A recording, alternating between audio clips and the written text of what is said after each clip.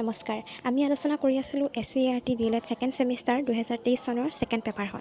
ইয়াৰ আগৰটো ভিডিঅ'ত মই 1 নম্বৰৰ পৰা 7 নম্বৰলৈ থকা প্ৰশ্নসমূহ আলোচনা কৰিছিলোঁ।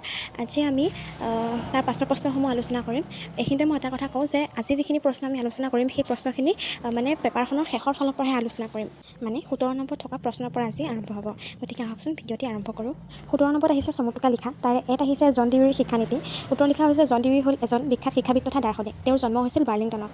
শিক্ষাৰ ক্ষেত্ৰখনত তেওঁৰ অজস্ৰ বৰঙণি আছে। তেওঁ মূলতঃ সমাজবাদী শিক্ষাক সমৰ্থন কৰিছিল। তেওঁৰ মতে এটি শিশুক সমাজৰ শিক্ষা প্ৰদান কৰিব লাগে। শিক্ষাৰ লক্ষ্য হ'ব লাগে শিশুৰ সামাজিকীকৰণৰ লগত জড়িত। তেওঁ এনেকুৱা বিদ্যালয় শিক্ষাৰ সমৰ্থন কৰিছিল যি শিশুক সমাজৰ এক অংগস্বৰূপে গঢ়ি তুলিব পাৰে।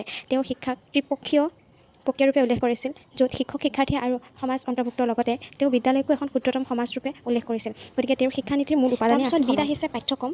উত্তৰত পাঠ্যক্ৰমৰ ওপৰত এটা টোকা প্ৰস্তুত কৰি লিখা হৈছে। আপোনালোকে চাই ল'ব, মই পঢ়ি নাযাওঁ।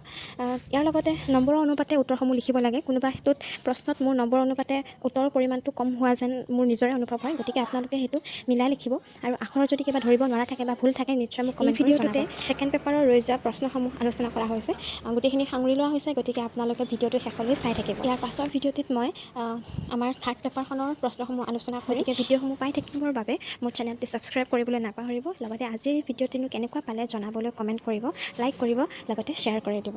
সকলো ভালে থাকক। পুনৰ এটা নতুন ভিডিঅ'ৰ সৈতে লগ পাম। ধন্যবাদ।